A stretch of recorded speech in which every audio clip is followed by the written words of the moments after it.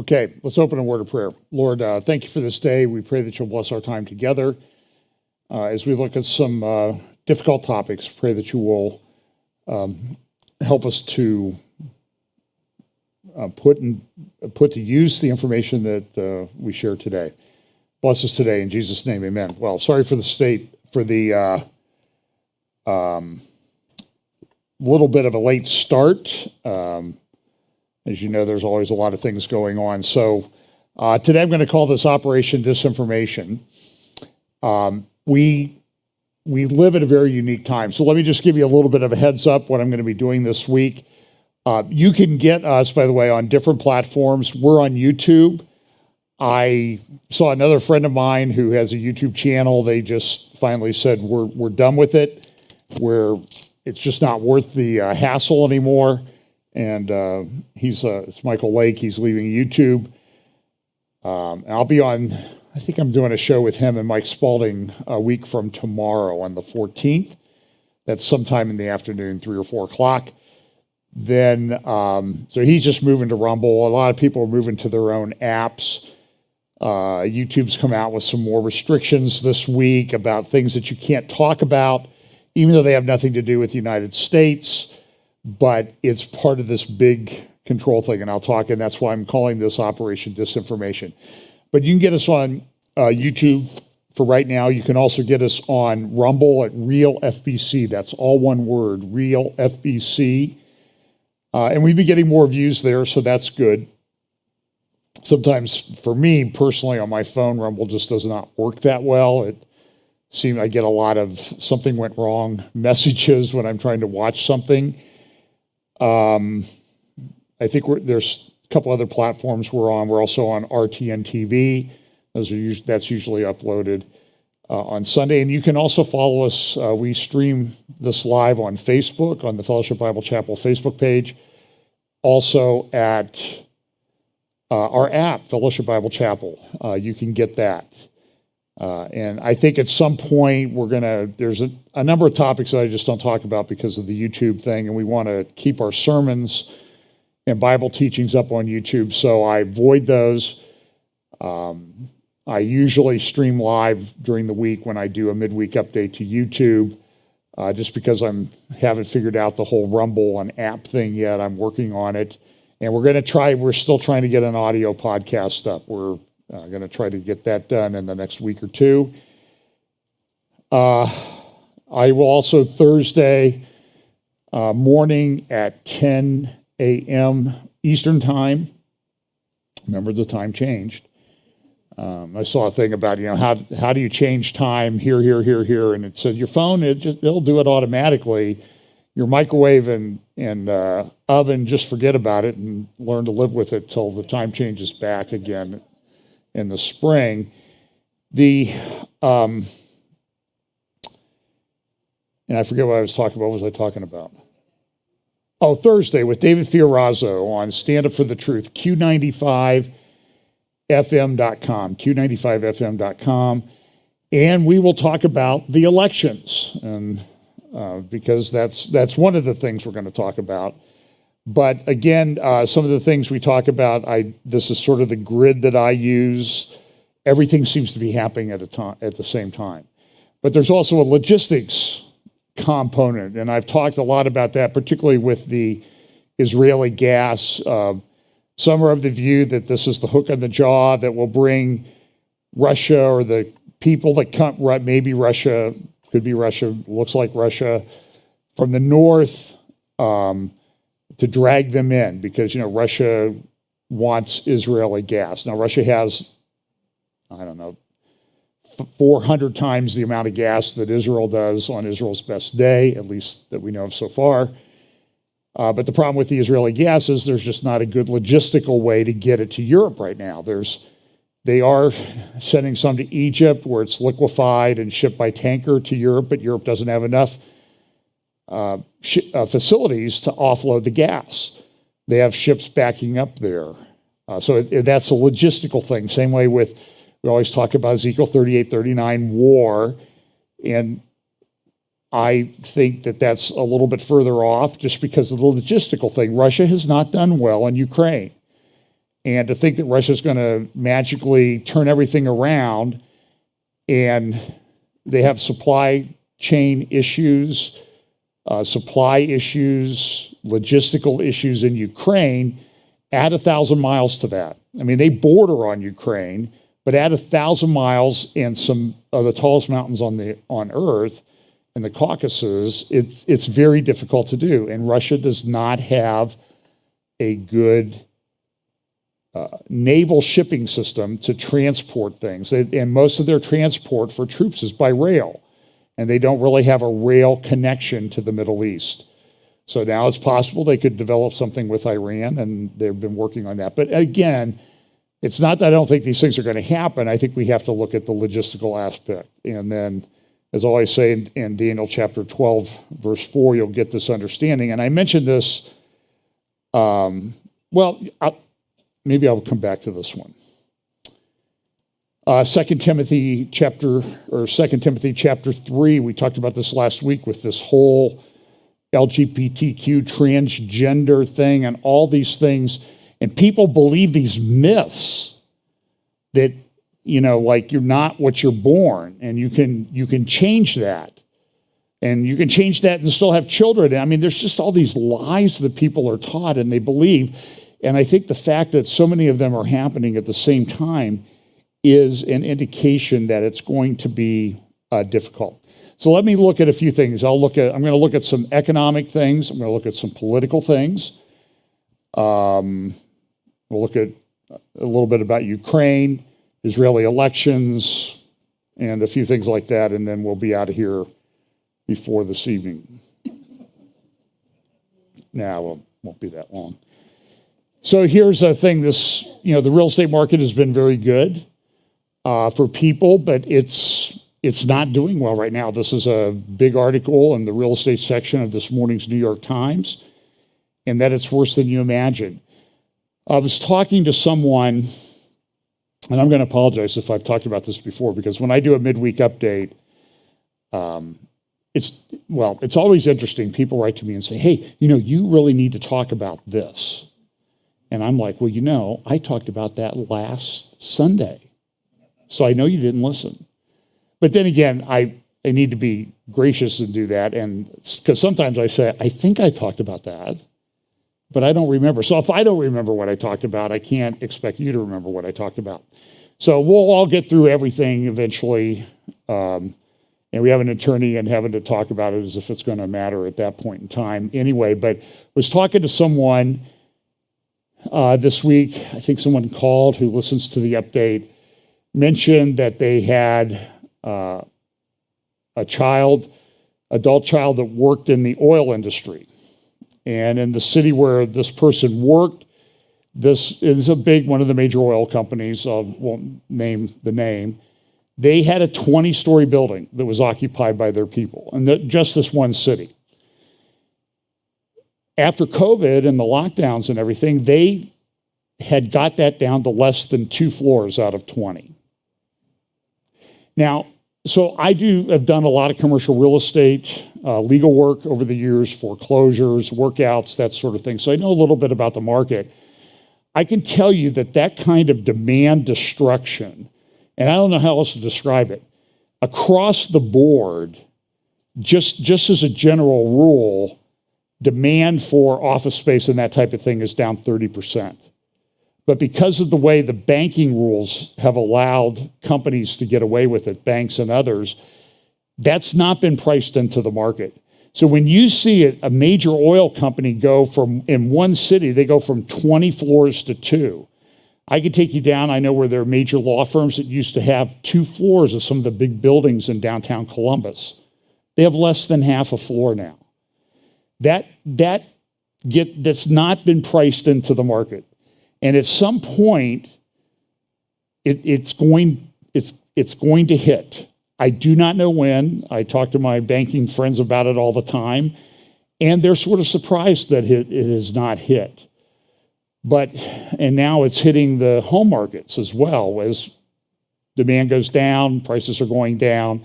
Some places demand is still up. They're still building homes like crazy around here because of the big Intel plants. the big Intel plant that's being built out there near New Albany. I'm hearing, I don't know if it's either 80,000 people they're expecting eventually to be employed there, or 80,000 new homes that they need. It's an incredible, I mean, it's great for here. And I see real estate being sold, and I know the people who are buying it, and I know they're going to do home development. I mean, I know a little bit about what's going on. And so that helps us a little bit here, but around the country in a lot of places, I hear from realtors in California and elsewhere, and they just said, it's brutal out there right now. People cannot, with the increase in interest rates, cannot afford to buy homes. So that's a big driver. That's been a big, plus in the economy recently. This was last week, $500 billion was knocked off the valuation of some of the big tech companies, Amazon, Google, Meta, or Facebook. Facebook is down 70% this year. Now, the advantage of that is that the head of Facebook, the founder of Facebook, has less money to invest in the elections this year, like he did 2 years ago. $430 million in certain states. There's some books that have been written about this. And so the elections are coming up, and the president came out and he did a speech this week, and he's like, it takes time to count votes. Now, I voted in my first presidential election 50 years ago this week. Nixon versus McGovern. You remember that one? What did McGovern get? One state? And it might have been Hawaii. It wasn't much.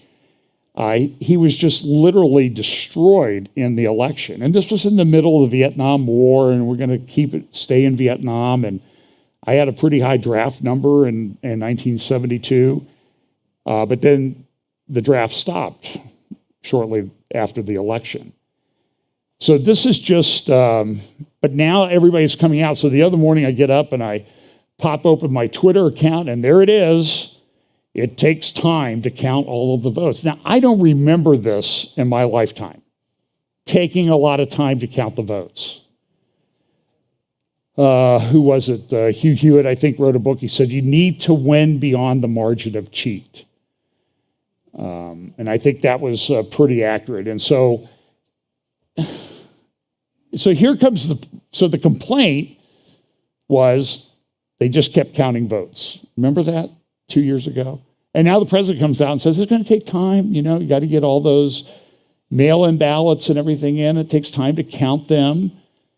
You notice he didn't mention authenticate them, make sure they're valid, that sort of thing.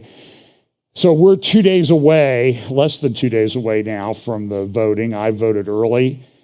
So I don't need to worry about it, but goodness, I don't know if you're like me. I get phone calls all the time in fact, I better shut off my ringer. So fortunately, I came home yesterday. This is what happens when you get old. Couldn't find my phone.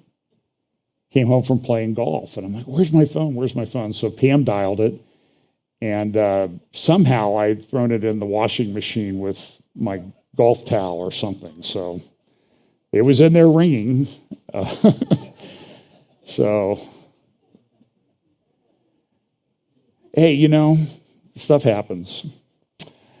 So this is one of these things. You see these protests all over the world, these oil protesters. They throw oil, paint, food coloring, that type of thing on these priceless works of art.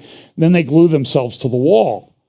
Now, my thinking is fix the painting and let them sit there glued to the wall for 3 months. No bathroom breaks or anything. Then we'll see if they continue to do it. Who knows? Now, this was sort of in the UK. Liz Truss came out and she said, we're going to do fracking. We're going to frack. We're going to go get more gas and oil. And what happened? 45 days, she's gone. And now Sunak comes in.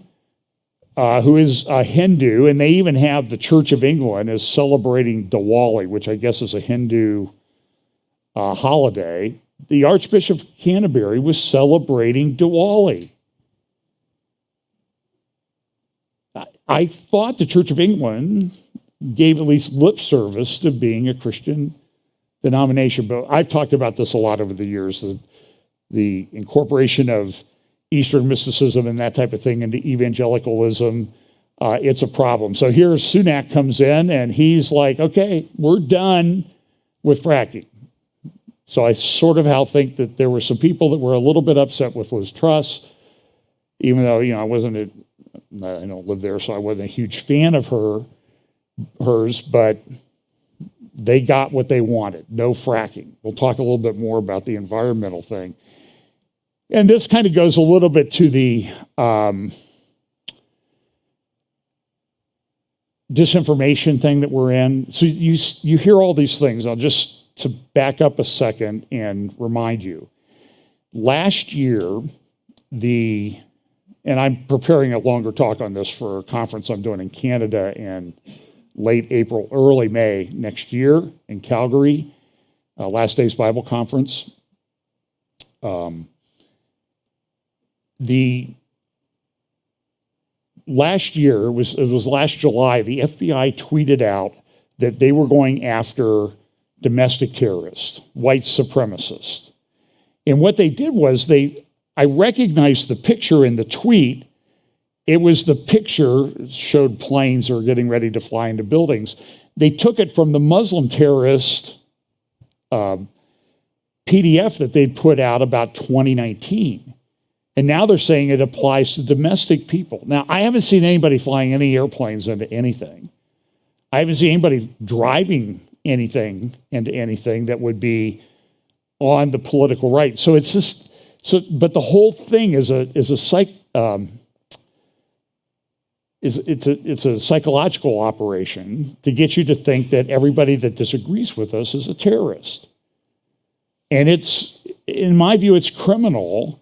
And so that's why, and you see the president's been doing it. They started, the Department of Homeland Security mission is completely changed to domestic disinformation, misinformation, malinformation. You remember they hired that lady, Nina Jankowicz, who liked to sing these show tunes in her spare time. And so we referred to her as Scary Poppins and the propaganda nanny. She never took office, but that nothing changed. Again, that was like a psychological operation to get us not to pay attention to the fact that they fired her or that she didn't assume her position. It was a psychological operation to just think like, well, everything's okay. They're backing off of this, and they have not backed down. They've ratcheted it down even more. Now, this is kind of an interesting article from this morning's Sunday Times in the UK. The global hacking network that targets VIPs. Now, if you were real, what people overseas will call real football, soccer, we call soccer, they're having the World Cup starting in Qatar in a couple of weeks, I think. Well, Qatar is a radical Muslim Brotherhood country.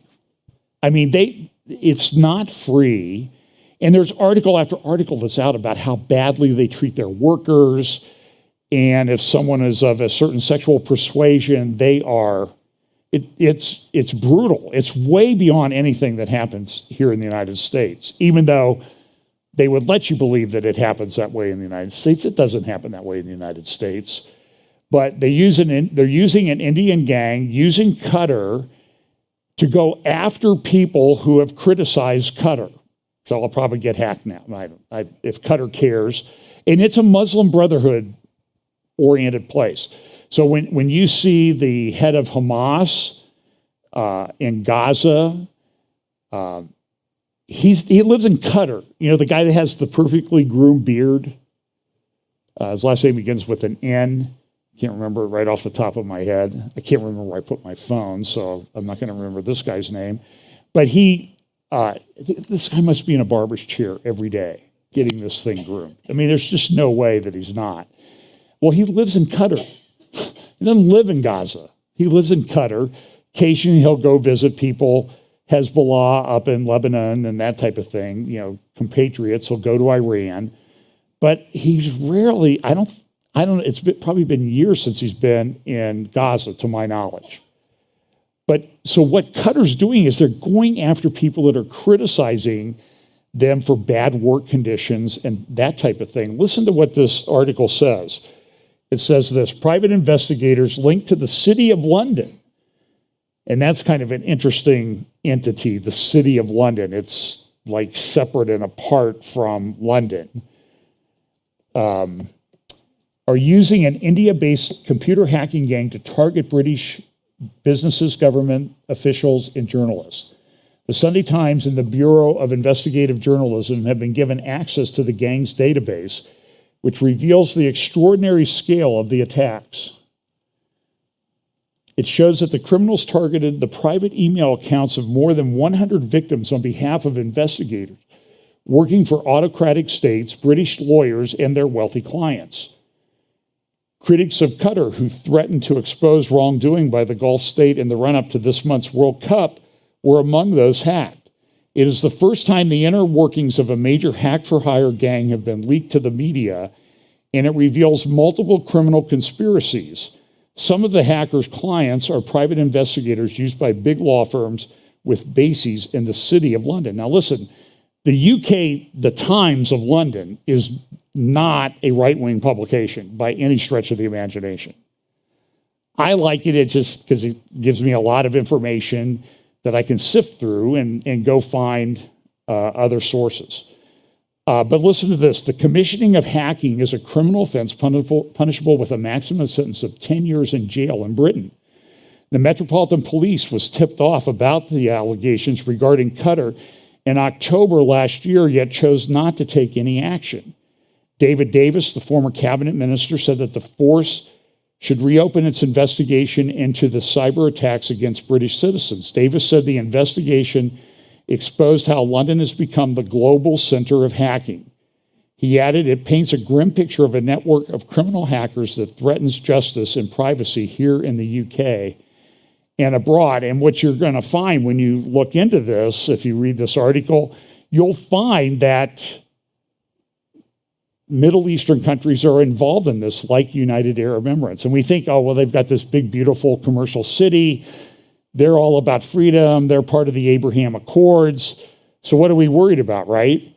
But my concern with the Abraham Accords, aside from the group of people that are joining in on it that seem to be related to the nations or groups listed in Psalm 83, is that there's a very heavy economic component to it. Oh, it's all about the economics. And I'm telling you that someday there is a coming world ruler who will be all about the economics. And he will make it difficult for people to participate in world economics unless they have a certain mark. So this is very concerning. So if you can get your hands on that, it may or may not be behind a paywall. Go to the Sunday Times today. Times.co.uk, I think is the website address, and read that article because it's a fascinating thing as to what they've uncovered. But you need to understand it's going on here. Same thing. All the disinformation, it was Putin interfered with the election and that type of thing. And by the way, there were people who used, before 2020, there was a certain political party in the United States that used the Electoral Counting Act of like 1885 many, many, many times to challenge electors that came from certain states. Did you know this? Did they tell you this? You can dig it out. I mean, there's just around, you can find the mashup videos about this. The Wall Street Journal has a great article. This was in Friday's Wall Street Journal, The Messy Unwinding of the New World Order. So we always talk about the New World Order, and that's sort of become a common thing that's referred to in Bible prophecy circles, but it's falling apart in some respects. But there's a new world order coming behind it. And exactly what that looks like, don't know. And it may be a multipolar world.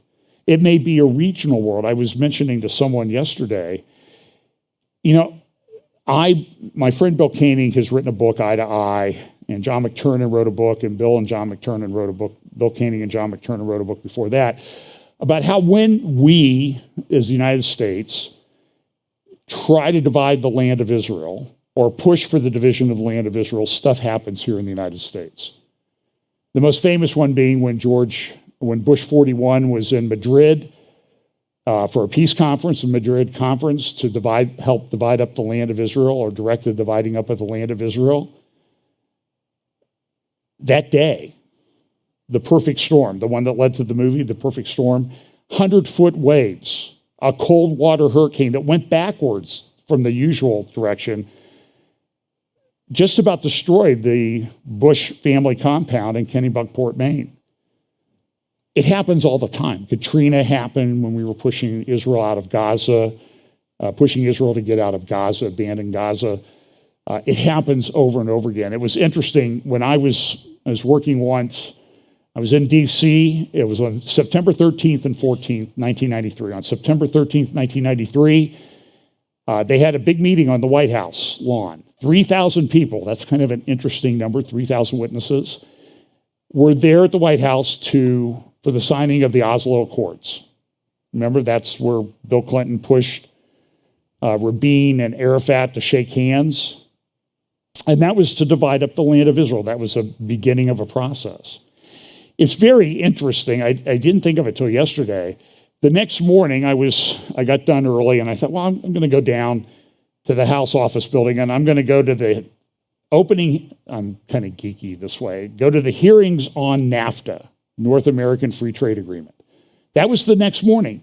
So here we are pushing Israel to divide the land on Monday, and the next morning, we're sort of dividing up our land and turning it into a regional thing, and that continues to today. And so there are some that think the Club of Rome division of the regions are part of what happens in the end times. Time will tell whether that's how it works out, but certainly that's what occurred. So we divide the land. Next day, we're dividing up our own freedom. I think there's a direct connection. So back to this Wall Street Journal article, they talk about how we kind of got into the New World Order, how it's kind of gone into an area of disorder with supply chain disruptions, and then we have the disorder, and you can see all these things, these indicators that happen. Everything is sort of collapsing right now. I mean, everywhere you look, things are not going that well. For example, here's a thing. Now, this has been a lot of stories about the U.S. diesel shortage. Supplies are dwindling ahead of winter. Now, I've seen good, solid thinking people on YouTube videos who say it's not that bad. There's the same supply that there was before. But part of the problem is the distribution. They're already rationing in certain areas. I've seen a lot of videos. A guy, I think it was North Carolina or Tennessee, he pulled into a couple gas stations and all the diesel pumps had that yellow out of order hood on the diesel pumps. I have a friend, he has a friend who has a gas station.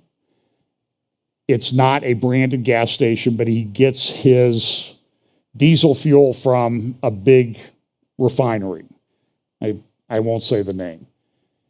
They're only sending diesel fuel now to company-branded gas stations. And they're saying that his ability to get diesel could last for months. Or his inability, to get diesel could last for months. That has an impact. I mean, everything is diesel. I was talking to someone who uses diesel. Bought enough this year to do his operations and his business, but he says, I have no idea whether I'm going to get diesel next year or not. I just don't know. I have enough to get through, he's a farmer, I have enough to get through my harvest, but I don't know whether I have any hope of getting diesel next year. Some say I will, some say I won't. And so there's a lot of uncertainty that's built into the market. I've talked about this too, that Europe is sort of in a category of deindustrialization. As they're not being able to get natural gas, they have plants shutting down, fertilizer plants. Every fertilizer plant in Poland is shut down. And Poland's an agricultural country. In other places across Europe, fertilizer production is down 70% from what it was last year. 70%. Well, how does that relate? What happens to the Netherlands? Remember, they used to have all of these windmills to keep pumping waters because 70% of the Netherlands or so is under sea level. What happens when they don't have natural gas to run the pumps and the hydraulic gates that they have? Now they've had, by the way, Europe's in a sort of like we are here. It's dry. It's unseasonably warm, so that's helping them get through this gas crisis. It may actually help them get through this winter.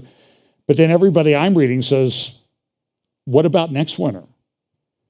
I mean, you got things filled up before the gas supply was cut off this year, but now the gas supply is largely cut off, at least 40% of it. What are you going to do to fill these things up next year? And so the food crisis likely won't be this year. It'll be next year or the year after. That's when it will really hit, if it hits. And we pray that it doesn't. Part of the problem is natural gas. There's a thing called the Haber-Bosch process to make fertilizer, and the seeds need this kind of ammonium, nitrogen to sort of germinate and produce the right way. So when you cut 70% of that supply, what are you going to do? You're going to cut back.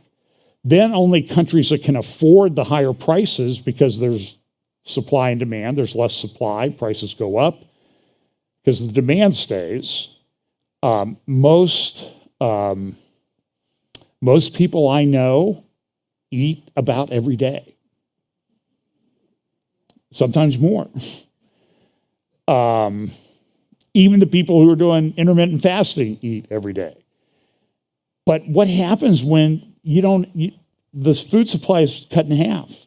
And so this Haber-Bosch, when you examine what scientists say about it, they say that about half of food production in the world is dependent on this process. Well, if you take the natural gas component out and you're not producing the fertilizer, all of a sudden you've got a process that accounts for feeding half the world that doesn't exist anymore or isn't being used to the extent that it was.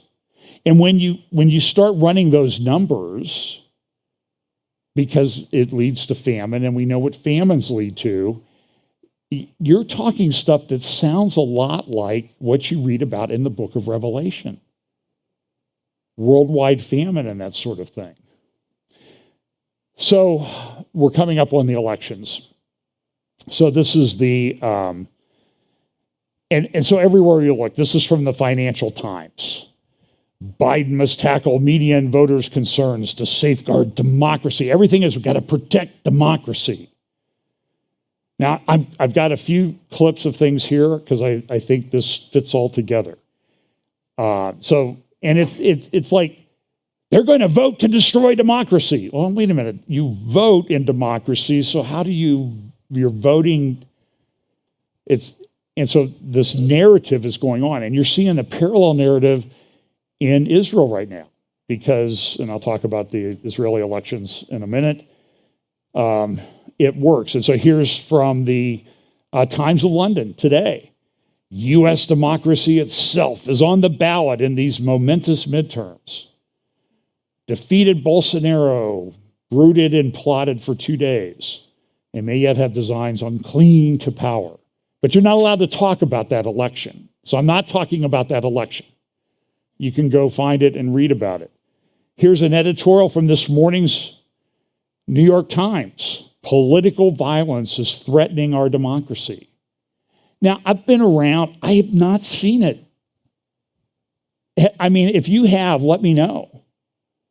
I saw plenty of violence a couple of years ago in a lot of cities, and nothing happened to those people. by and large. So I was, and I talked about it on my midweek update, I was at somehow I got invited to the Fox News panel, Martha McCallum's show, The Story with Martha McCallum, and Brett Baer from Special Report came in, and they were going to do the moderation of the J.D. Vance, Tim Ryan debate for Ohio Senate.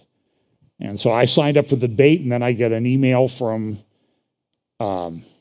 Martha's producer, and she says, hey, do you want to be on a small panel a couple hours before the debate? So I struggled and overcame my innate shyness and said, sure, I'll do that, you know. And so I went down, and by the way, I have washed that shirt since I have a couple of them, just so in case you wonder. So I'm going to play about a 5-minute clip of this, not so much because I'm in it, but because I want you to see what people were really thinking. It was interesting. It was about a 50-50 panel. And, you know, we talked, and it was pretty clear. Almost all of the people on the conservative side were Christians, evangelical Christians. Some of them, we'd gone to the same church for many years. So there was a lot of connection there, and there was a young guy, you'll see him talk, from Cedarville, but then there were people on the left. So you'll see I actually am able to exercise restraint, as the one lady was talking about abortion. The young lady sitting right behind me. So here's the clip. All righty, well, this is exciting. We are in Columbus, Ohio. It's great to be on the road and great to be alongside Brett Baer. And we have a preview of tonight's town hall here in Ohio. We're speaking with some of the voters who will be in the audience with us tonight. Yeah, what do they want to hear from the Senate candidates? Democratic Congressman Tim Ryan, Republican J.D. Vance. Thank you all for coming early. You're the warm-up act here. Tim Ryan has spent his entire career really fighting for the people of Ohio, working to bring jobs to our state, working to make sure that, you know, we bring good-paying union jobs to our state, something that we desperately need. And there's no better way to, I think, look at that than the clean energy revolution. We're talking about the opportunity to take action on climate change and bring jobs and investment into our state. Meanwhile, J.D. Vance is coming back from California, where he spent most of his adult life working with millionaires, not working for the people of Ohio. And he's saying that there is no climate crisis. We don't need this investment. We don't need the Inflation Reduction Act in Ohio. I find that hard to believe when we have thousands of jobs coming to our state, good-paying union jobs in Toledo, Youngstown, in electric vehicle manufacturing, in solar manufacturing, and battery manufacturing for electric vehicles. J.D. Vance will not deliver those jobs, but Tim Ryan has shown time and time again that he's going to go to the Senate and he's going to fight for Ohioans, not for the Democratic Party and not for the Republican Party. All right, there's a mix of people here. John, you're a Vance supporter, is that fair? I am. And why is that?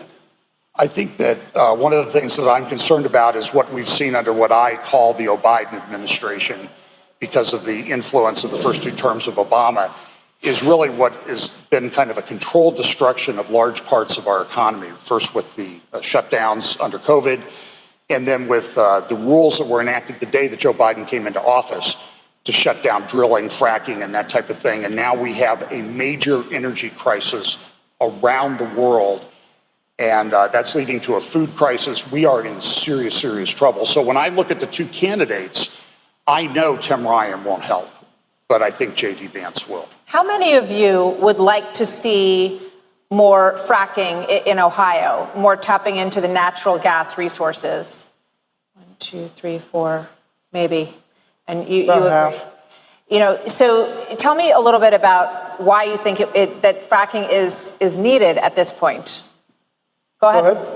I mean, I think it's important that we're energy independent. I mean, under the Trump administration, regardless of what you think about Trump, we were energy independent. We were exporting oil.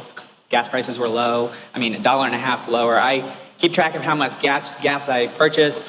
I was paying $1 more per gallon this past summer over the last summer. And I think it's also important, though, that, you know, this election isn't just about the economy. I think we are kind of forgetting about the last election in Virginia with Glenn Youngkin. I think social issues, like what's being taught in our classrooms, those are all really important issues in Ohio still too. The economy. I work at a grocery store. People are coming into the store. They're paying $50, $100 more per, visit than they were in the past years, and that's also a problem. And so, the economy is important, and, we spent a ton of money as a government, but there's a lot of issues that I think we need to be paying attention to. Sophie, you're a student at Ohio State. How much do you think, to mention social issues, the issue of abortion affects things for you and for this state? Here comes my poker face. For me personally, I think that it affects me greatly. I am a pro-choice woman in the state of Ohio, and it is a right that I think I will probably never need to take advantage of, but it's a right that all women should be able to have the choice to be able to make. So it's driving your vote or a factor in your vote? It certainly is, and there are several other factors, I think, but abortion is definitely one that'll drive it. So right now, I believe in Ohio, abortion is legal up to 22 weeks. Oh, that it does affect us? That it's going to change? Yeah, I think so. J.D. Vance has said that he does not believe in the reproductive rights for women, I'm sorry. Go ahead. And Tim Ryan has. I think he believes that women, reproductive decision should be between a woman and their doctor. By the way, the lady there on the right, very conservative. Just so you... And I think Ohio is headed in a direction where they're going to ban abortion completely. Jeff? I don't think it's a factor in this race. The Dobbs decision just stated that it's a state right.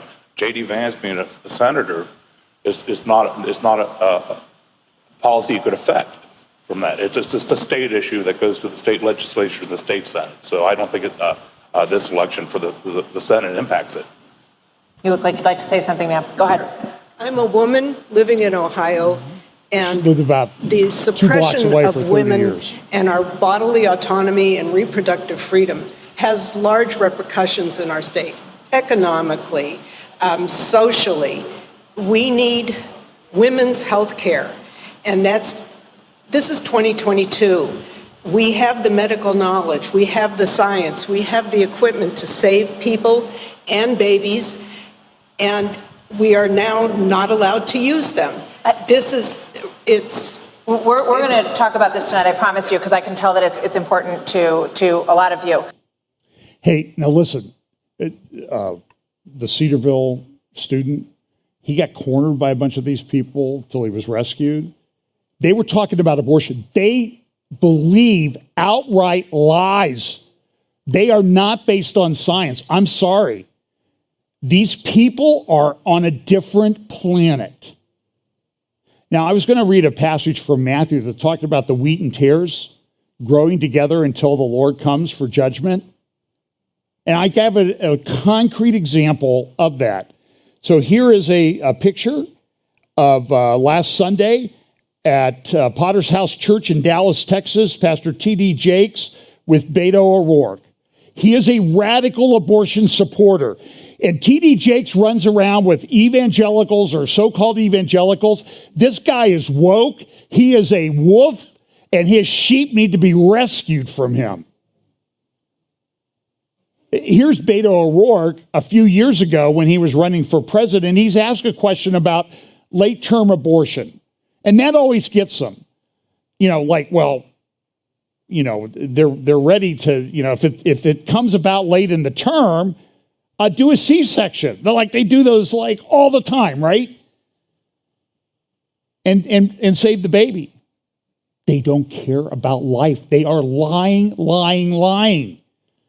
This is a critical issue. And we have 75 million aborted babies in the United States since in the last 50 years at least. China, 500 million forced abortions. And we want to adopt Chinese policies. It's like, when did Moloch become the god of America and China and the world? It's happening everywhere. So here's Beto O'Rourke a few years ago. Are you for third trimester abortion? You need to turn this one up. Are you going to protect the lives? So let me back it up and here we go. Are you for third trimester abortions, or are you going to protect the lives of third trimester babies? Because, you know, there's really not a medical necessity for abortion. It's not a medical emergency procedure because typically third trimester abortions take up to 3 days to have. So you would, in that sense, if there was an emergency, the doctors would just do a C-section and you don't have to kill the baby in that essence. So are you for or against third trimester abortions?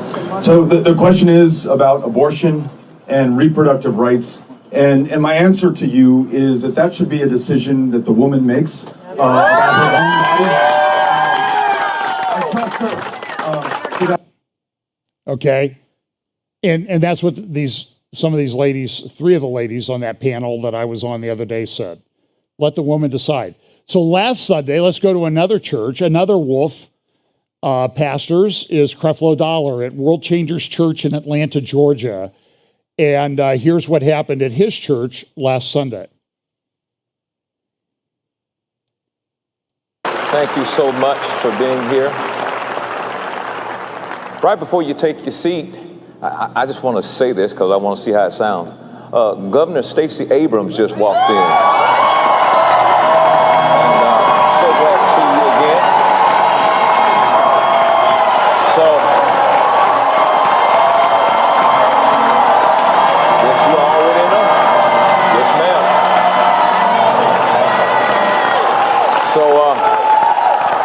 So you already know what to do, right? How many of you have already done it? Wow.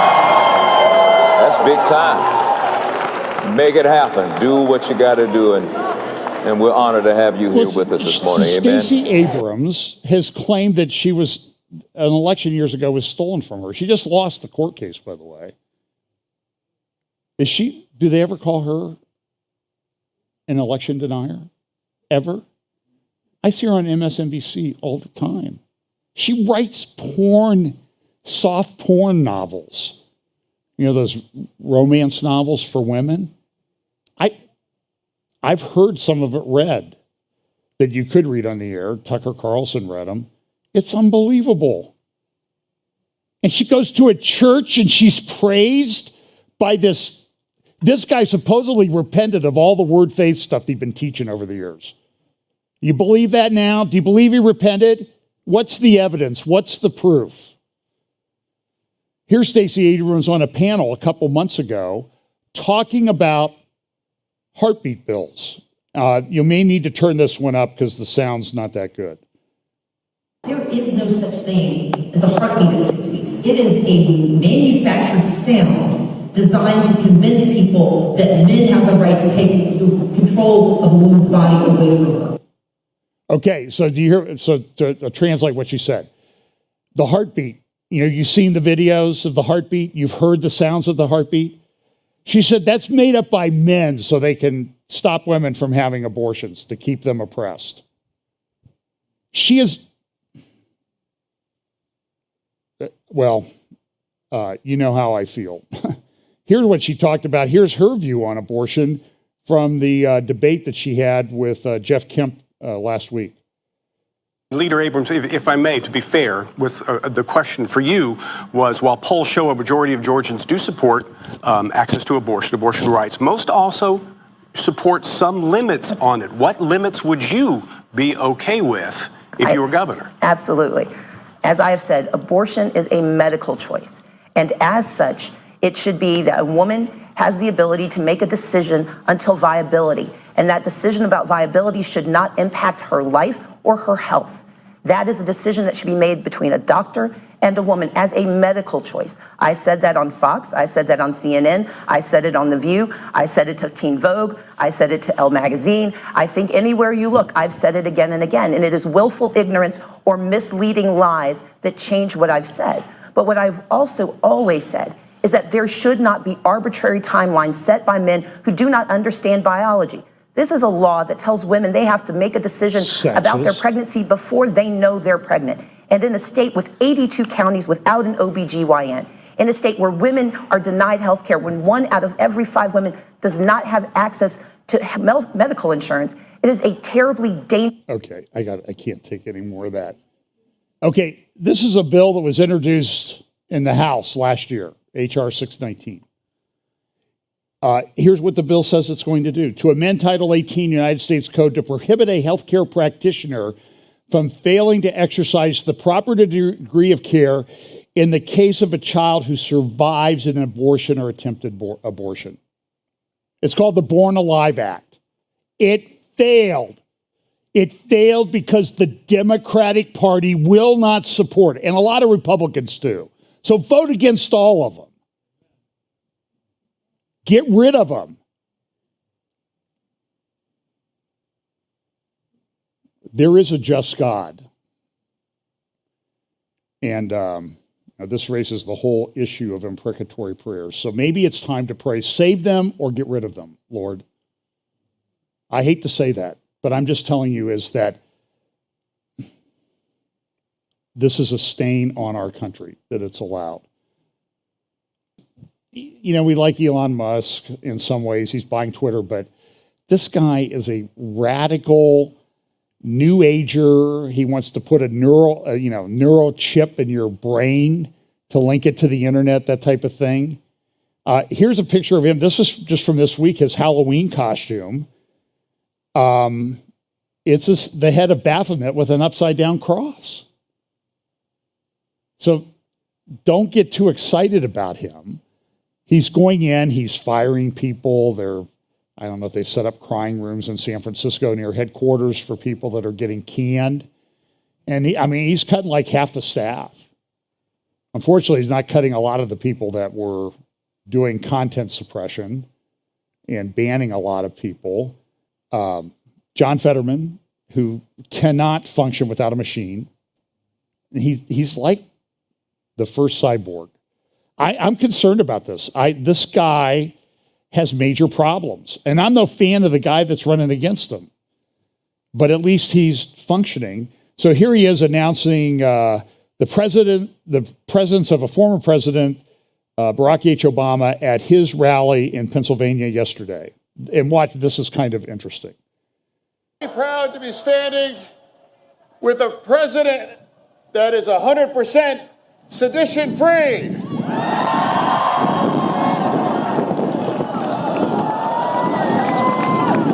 Okay, I have to play this one again because it's kind of delicious timing. I'm proud to be standing with a president that is 100% sedition-free.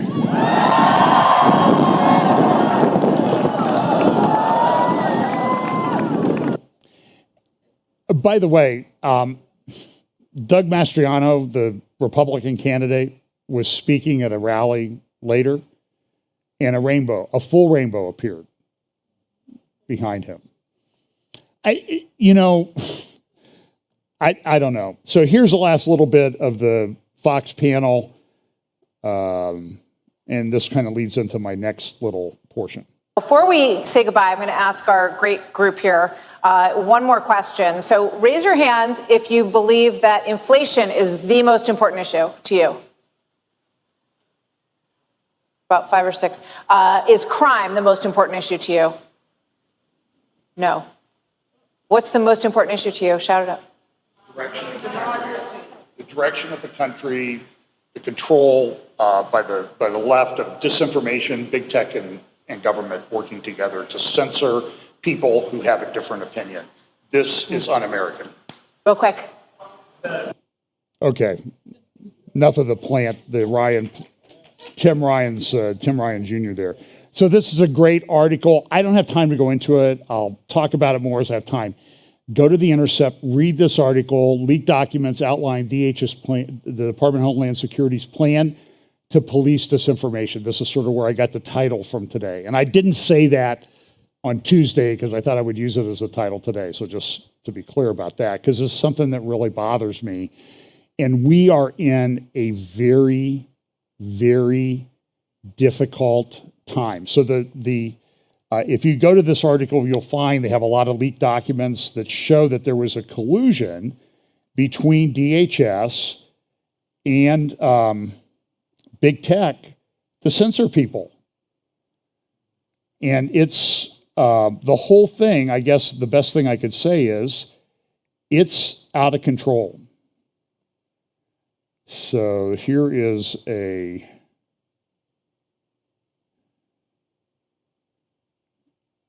well, I thought I had an article here. Oh, wait, he sent it to me this way. So Glenn Greenwald, who is a writer, and I'm going to talk more about this, and this is probably going to be one of my talks in Canada next year, and I'll talk about it before then because this is a big deal. Glenn Greenwald at Substack, greenwald.substack.com, has an article called "The Consortium Imposing the Growing Censorship Regime," and then he talks about his new live program where he's going to be talking about these things. And listen, Glenn Greenwald is a person of the left. He's married to a guy. They live in a country far to the south where there have been some questions over the election. So, but I'm just telling you, he's a good thinker, and he recognizes that there's this totalitarian thing going on about disinformation and what it's leading to. So he says this, there has been some reporting by me and others on the new and utterly fraudulent disinformation industry. This newly minted, self-proclaimed expertise, grounded in little more than crude political ideology, claims the right to officially decree what is true and false for purposes of, among other things, justifying state and corporate censorship of what its experts decree to be disinformation. The industry is funded by a consortium of a small handful of neoliberal billionaires. You can probably guess the name of one of them, along with US, British, and EU intelligence agencies. These government and billionaire-funded anti-disinformation groups often masquerade under benign-sounding names like the Institute for Strategic Dialogue, the Atlantic Council's Digital Forensics Research Lab, Bellingcat, the Organized Crime and Corruption Reporting Project. They are designed to cast the appearance of apolitical scholarship, but their only real purpose is to provide a justifying framework to stigmatize, repress, and censor any thoughts, views, and ideas that dissent from neoliberal establishment orthodoxy. It exists, in other words, to make censorship and other forms of repression appear to be scientific rather than ideological. And he goes on to talk about central bank digital currencies. Turkey and Japan came out this week and said they're looking into adopting central bank digital currencies, and this will incorporate a repressive regime. It will be quite bad. So here's a article. I've talked a little bit about Ukraine and Russia. Now, I think they've backed off on this because they got a lot of pushback on it from the world. They were going to stop the grain deal. They've had an agreement with Ukraine to allow grain from Ukraine to make it down through the Black Sea to markets. But it would have taken dozens and dozens and dozens of ships, and they need like a dozen ships a day, and they're getting out like one. And then they have to go to an inspection. And so when they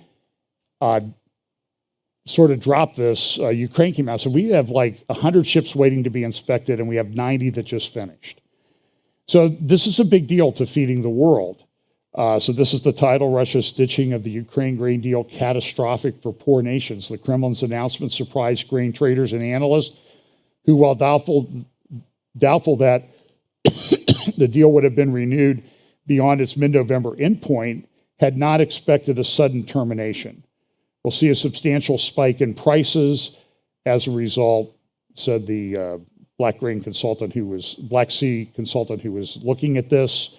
They have to go and they have to get these inspections as they make they're down through the Bosporus and the Dardanelles to get out to world markets. So it's a big problem. Russia is using Iranian drones, and I want to remind you, this is a video that was done when they attacked back in, it was either 2019 or 2020. They used drones like this to attack one of the big oil fields and terminals and refineries, the largest refinery in the world, actually, in Saudi Arabia. So this is what Russia's doing. They're using these kamikaze drones, and this is having a big impact. And one of the things that's happening is because Iran is using these drones, allowing these drones to be used in Ukraine. They're gathering, Iran is gathering information about how to make them better. And Russia's helping to make them better. They're putting better guidance systems on them and that sort of thing. So the question is, and so Israel's looking at this and saying, we need to be gathering intel as well. But now Russia's coming out and said, Israel, if you interfere in any way with this, any agreements we have are off. Now, Israel's been attacking Syria, Iranian shipments and that type of thing in Syria for many years now. They've thousands of attacks. They stopped for about 30 days. They resumed them recently. One of the things that happened, though, was Israel kind of backed off a little bit because Russia had given us S-300 systems to Syria. But now my understanding is Russia has withdrawn almost all of those S-300 systems, particularly the ones that would have been protecting Iranian shipment depots and airfields and that sort of thing. And they've shipped them up to Ukraine because they need them, not so much for air defense. Ukraine doesn't really have an air force, at least they're not using one. They've been using them as surface-to-surface missiles, which they really weren't designed for. And I think it shows some of the logistical problems that Russia's had with the war in Ukraine. Very interesting development. So Israel's kind of been bouncing back and forth. Are we going to help or not? And this was a report. This is in Ma'ariv, newspaper in Israel. Sources in the West reveal the huge shipment of weapons that Russia will receive from Iran, not just drones, but also missiles. This is Iran International, Iran INTL_EN. Follow it on Twitter if you have Twitter. Iran is considering supplying Russia with ballistic missiles for its war in Ukraine, in addition to drones. As I said, they've withdrawn. There's a picture of the S-300. So Israel's kind of rethinking its strategy there. And these drones are Russia and Iran. Russia denies that they're Iranian. Why? Well, because they're effective, but they're not high-tech drones. Somebody like them compared them to like a moped compared to a Harley. These are mopeds. They make a lot of noise. They carry, 70 pounds or so of explosives, and so they can cause a lot of. They cause a lot of damage. They can blow up a bridge, and and they're noisy. And part of that is the terror that they're trying to achieve by using these. And finally, this is in the Sunday Times today. Iran has come out and said those are our drones. Now I played you a clip of Khomeini's speech, I think last Sunday, where he said, we have, maybe it was 2 weeks ago, where he said, we have these scientific things and people say this and that about that and that and this and that. And it was clear that he was saying these are our drones. One other thing that's kind of interesting is that there's a undersea network of cables. A couple of these were cut near Shetland in the UK, an island, and the internet went out. This is a Financial Times editorial Saturday. Undersea cables are the West Achilles heel. And we have a lot, we're sort of better than Russia technologically in terms of how it's available to everybody in the country. But this is where Putin might do something. And there was a Russian research ship near where these cables were damaged. Now, they get damaged all the time, so who knows? There's also this report this morning that this dam that's along the Dnipro River, this reservoir behind the dam there supplies the water to Crimea. Crimea Peninsula is very dry. Since Russia's taken over in 2014, they've had pretty good water supply. Their agricultural output has gone way up. And there's been this back and forth between Ukraine and Russia over the last few weeks. You're going to blow it up. No, you're going to blow it up. Oh, you're going to blow up and say, we blew it up. No, you're going to blow it up and say, we blew it up. And it's just been this back and forth thing. So just kind of pay attention to that. Kherson is where the battle is. Putin's trying to get the civilians out of there so people think that it's going to be a big problem. Big article in the Wall Street yesterday about what happens after Putin goes away. Now, there's been a lot of reports. He's sick, he's ill, this and that. I don't know, okay? All I know is I've seen him go to these meetings where they have guys get up and drone on for speeches for 4 hours, and he sits there on the stage the whole time. So that kind of indicates to me that,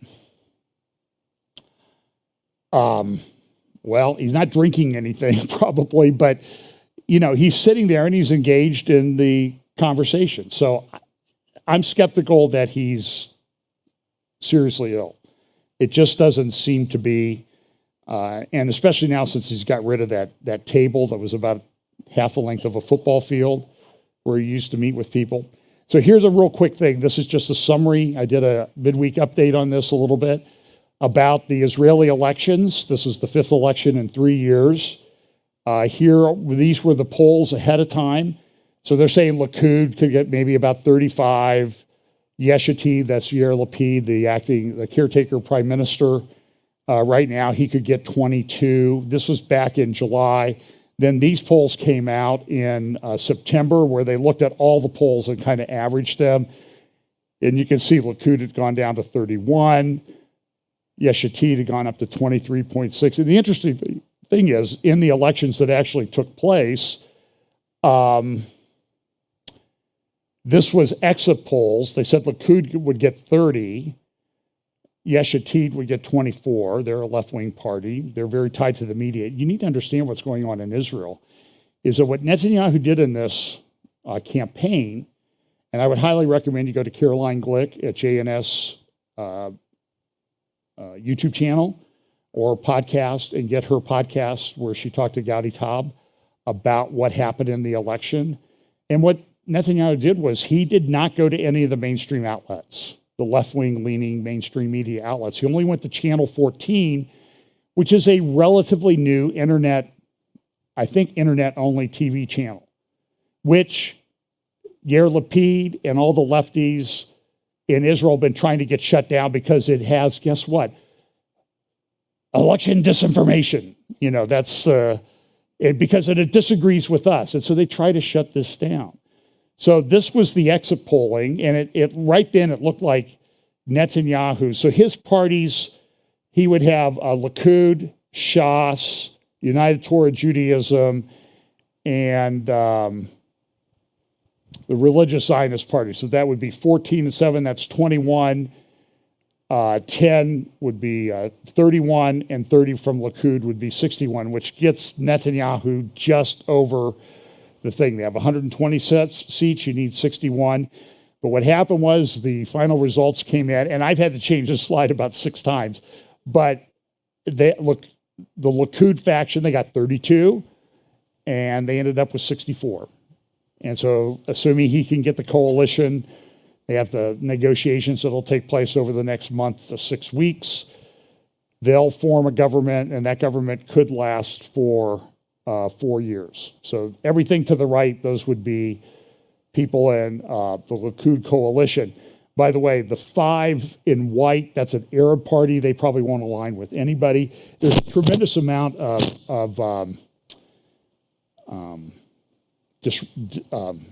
violence and that type of thing, particularly in the Arab areas of Israel. A lot of shootings, a lot of Israeli IDF operations. It's fairly significant. They've had soldiers shot at checkpoints. I remember when Pam and I were there 5 years ago, particularly down at Hebron, as we're going into the Tomb of the Patriarchs. There, I remember the Israeli soldiers saying, "Do you have any knives on you?" And the reason they asked that, and they were up near Nablus, they were sort of interested in that type of information because soldiers have been killed, stabbed and killed at that checkpoint by Arab terrorists. So, and Hebron is a hotbed of terrorism. So that's good news. Netanyahu's in charge for a while. The question is this going to be some kind of is Netanyahu going to be able to undo the bad Israeli-Lebanon gas deal? A lot of people don't think it's a bad deal. Our government, the The regime in charge of the United States think it's just fine. You know, you got the Jake Sullivans, the Amos Hochsteins, the Wendy Shermans, the Victoria Newlands of the world. They're fine with that. They're fine. They would be fine with Israel giving up most of its land to make peace. And they want to make a deal with Iran that will give Iran maybe up to $1 trillion by 2030. Can you imagine what Iran would do with $1 trillion? Now, Iran, there's essentially a revolution going on there right now. And the question is the regime going to make it or not?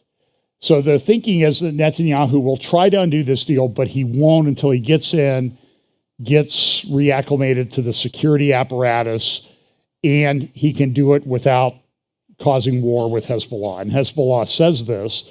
Interesting thing is this Amos Hochstein, he had the same State Department position on energy.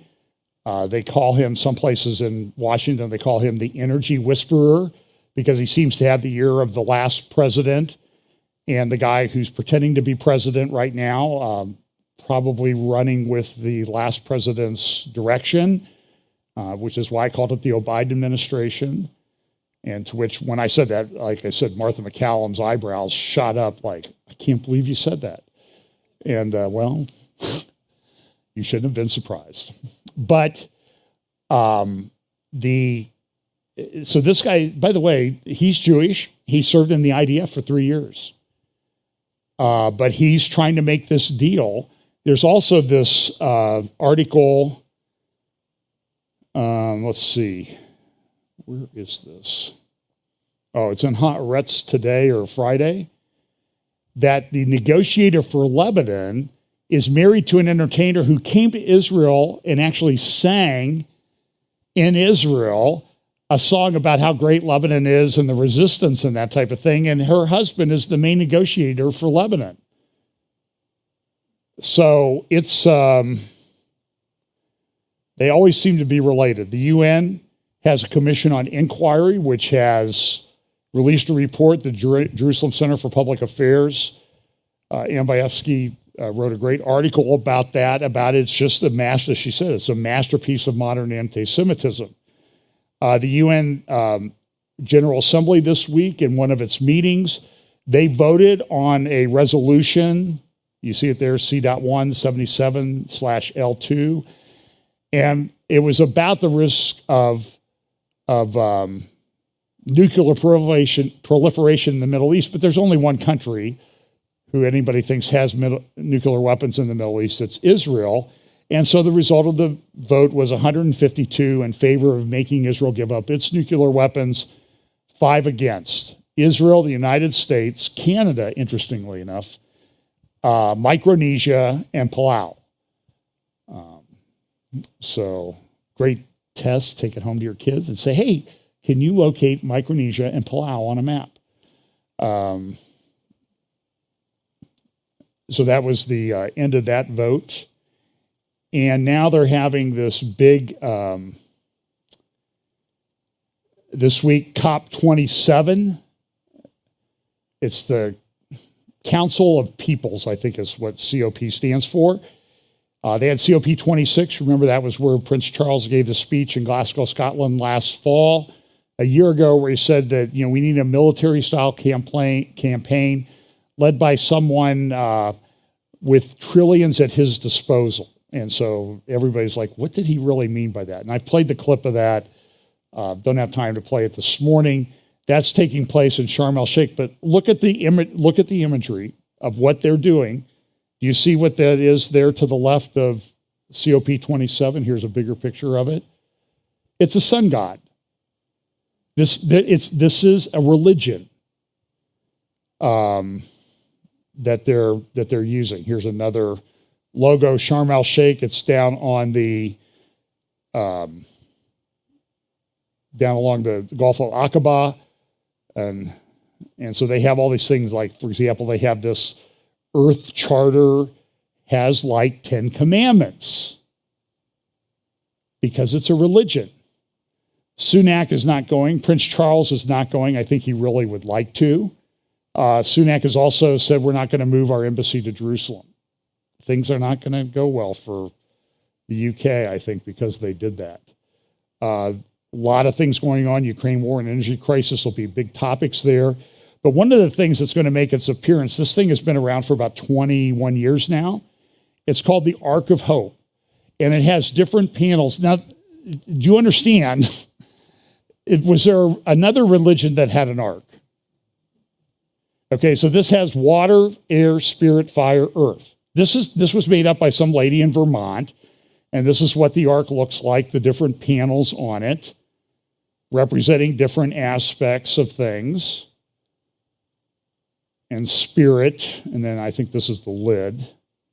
And they put this earth charter in it, in the ark, just like Moses put the Ten Commandments in the true ark. Here's some pictures from the ceremony in Vermont back in 2001 where they dedicated this monstrosity.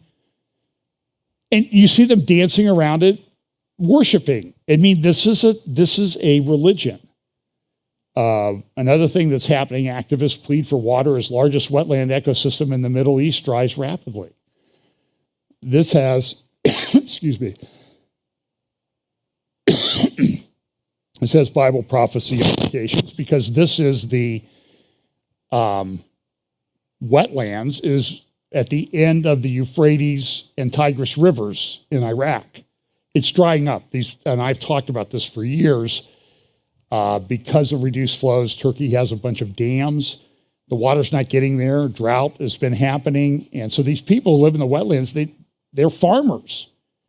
And, farming without water is not a very sustainable thing. So they're having to leave. So this is going to be a big deal at COP27, dark shadows, and understand that right across the strait from where Sharm el-Sheikh is this thing that they're working on, NEOM. And they just had a big conference in Saudi Arabia, and NEOM came up. And this is interesting as I was researching it. So Imagination creates Saudi Arabia's first music streaming channel. And what do they call it? Beast TV. Now, sometimes I wonder, are they doing this because they're, inspired by the father of lies? And they're really helping Bible prophecy unfold? Or do they know what we believe and they're just trolling us for fun? I kind of think it's the former, not the latter. So here's some more pictures. This is NEOM, 1,500 feet each side, 200 or 300 meters across. Here's a video when NEOM was introduced. For too long, humanity has existed within dysfunctional and polluted cities that ignore nature. Now, a revolution in civilization is taking place. Imagine a traditional city and consolidating its footprint, designing to protect and enhance nature. The line will be home to 9 million residents and will be built with a footprint of just 34 square kilometers. And we are designing it to provide a healthier, more sustainable quality of life. The line's communities are organized in 3 dimensions. Residents have access to all their daily needs within 5-minute walk neighborhoods. And the line's infrastructure makes it possible to travel end to end in 20 minutes with no need for cars, resulting in 0 carbon emissions. By leveraging AI technology, services are autonomous, saving you time and effort. Designed by world-leading architects, the line is 500 meters tall, 200 meters wide, 170 kilometers long, and housed within an elegant mirror glass facade. Intelligent solutions create efficiency and year-round temperate microclimate with natural ventilation. Energy and water supplies are 100% renewable. The line is designed as a series of unique communities, offering a wealth of amenities, providing equitable views and immediate access to the surrounding nature. With 40% of the world accessible within 6 hours, at the heart of the globe's key trade routes, a place for commerce and communities to thrive like nothing on earth seen before. The line, the city that delivers new wonders for the world. Now, it's interesting, it has sort of a comparison to the Hanging Gardens of Babylon, and it's being built. Okay, so look, is this the final Babylon that's going to be in the end times? I don't know. I'm just saying it's actually being built. And listen, it's got golf. I mean, I know that would indicate that it's part of the beast system to some people, but they're building it. These are some recent pictures. Here's a drone video of, well, I thought I had a drone video of it. Let me go back one. Was it this one? I guess I just took screenshots. But, so you can see the line, right? And by the way, this crosses the mountain range where a lot of people believe the real Mount Sinai is. By the way, they're having a ceremony at the traditional Mount Sinai in the Sinai Peninsula this week as part of that climate conference. So the mirrored walls, I wonder, is this going to be named the world's dead bird sanctuary? I think some birds are going to be flying into that thing. But, it was kind of interesting. I'm sitting here like, okay, so I'm going to bank it off apartment 38C and onto the green. You got to call your bank shots, I guess, at this golf course. And so they're building it. This is an interesting thing. Just a couple things real quick and I'm done, really. Iron ore prices are going way up or are buckling. They're falling because China's not ordering iron ore. Do you know China was ordering about half of the iron ore on the planet? And they were making about 70% of the steel to build in their industry. But what's happening in China? Their population has stopped growing. It's going to collapse. That makes them very dangerous, I think, because they want to preserve their legacy. There was an article, I can't remember where I saw it off the top of my head, about Japan. Japan's missing villages. Japan's population is declining. It declined 1 million people last year, could go down another 4 or 5 million this year because of demographics. And what's happening is these villages, they're disappearing. There's nobody who lives in them. Japan currently has housing stock unoccupied of 11 million units, which is the same as the amount of housing stock in the entire country of Australia. That's what they have unoccupied so far. There were other articles about this a number of years ago where Russia, because of its demographic decline, a lot of its rural villages are dying out. They're just disappearing. There's nobody left because all the young people went to the city. And so we live at this time of economic demographic collapse. This is an article from South Korea. North Korea shot about 23 missiles over there. And then South Korea is also doing a delay. They're not getting their big battery manufacturer, but they're not entering into deals to get the battery mines going in Australia. They don't want to own them. It's interesting. In this article, it says that they need, I think it was this article, they need 345 new mines to get the materials for batteries. So this Tim Ryan acolyte on our panel, go read this article. You're all about the earth and green. 345 mines to get your batteries, my friend. Oh, there'll be a lot of jobs. Yeah, but I thought you were all about green energy, not that pollution. And then this one, I'll finish with this. Article, editorial in the Wall Street Journal yesterday. The big one is coming. A U.S. flag officer talks candidly about the fading U.S. deterrent. We're in a very volatile world. And the question is, China wants to do this, North Korea wants to do this, Russia's doing this, Turkey's rising up. There's a video from a Turkish program a couple of years ago, and they have this, they took this Stratfor article showing, hey, this is what Turkey's influence might look like by 2050. Now, Erdogan sees that and he says, that's what we want to run. That's the area we want to run. And look at where it's centered. Kind of interesting. So Anyway, we'll talk more about the Israeli election and another update. So interesting times, man. All of this stuff happening all at once. Pray for the elections. I am not naive enough to think that Republicans take control of the House and Senate. It's let's just put it this way. If they do, it's going to be the fight of everybody's lives for the next couple of years. It's not going to be a pretty thing to watch. But it needs to be done, might improve things a little bit. Ultimately, though, I think Jesus is coming back, and that's what I'm looking for, you know. So we should all be looking for that. So let's pray. Lord, pray that you'll bless our time this week. Bless us this week. Pray you'll give us opportunities to share the gospel. Help us always to keep in mind that we need to live as people of God, committed to the word and the truth of the word, and upholding the standards that it sets forth. Bless us this week. In Jesus' name, amen.